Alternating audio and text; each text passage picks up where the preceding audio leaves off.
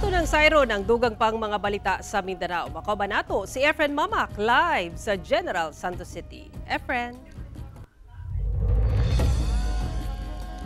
Salamat, Sara. Nasunog ang bahin sa usa ka mini grocery store sa Bayog, Zamboanga del Sur tungod sa gina-welding sa maong tindahan. Samtang duha ka balay ang nasunog sa Cagayan de Oro City tungod matud pa sa pagdaop og sagbot. Ani ang report.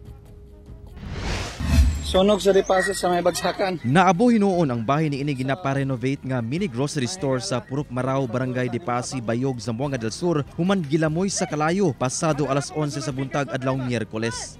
Gilayong ipangsalba sa mga trabahante sa mong tindahan ang ubang mga paninda aron dili malakip sa sunog. Hinuon gilayon kini napakgang sa kabomberuhan sulod sa pipila ka minutos. Sa investigasyon sa kabomberuhan, migula nga dunay nagwelding adtong tungura sa mong tindahan kung diin ang mga nangahulog nga bahin sa welding rod nga nagkalayo, aksidenteng mitapot sa nakasabit nga trapal sa mini grocery store ug nasunog. Apan kalit kining midako diyang gidakop sa kalayo ang mga baligyang gasolina nga anaa sulod sa botelya. Kung natin mga itrabaho ingana, dapat ilayo ng mga flammable liquid, mga pintal, itong mga materials nga dali masunog. Hinuon walay naangol atol sa hitabo. Giba naman ang mabot sa 5,000 pesos ang inisyal nga kantidad sa nadanyos. Samtang ugdaw ang duha ka panimalay sa Zone 12 Upper Zayas, Barangay Carmen sa Cagayan de Oro City diyang gilamoy kini sa kalayo pasado alas 2 sa hapon adlawng Miyerkules. Naglisod sa pagpalong sa kalayo ang kabomberuhan tungod sa kagamay sa dalan ug layo kini sa highway kung asa nakaparada ang truck sa bombero. Hinuon walay natala nga nasamdan sa sunog. Usa sa mga ginalantaw nga rason sa sunog ang pagdaob og mga sagbot nga mitabog sa usa ka balay nga nasunog. Apan ginasuta pa kung asa kinigikan. Panayon pasab ang investigasyon sa tinubdan sa sunog.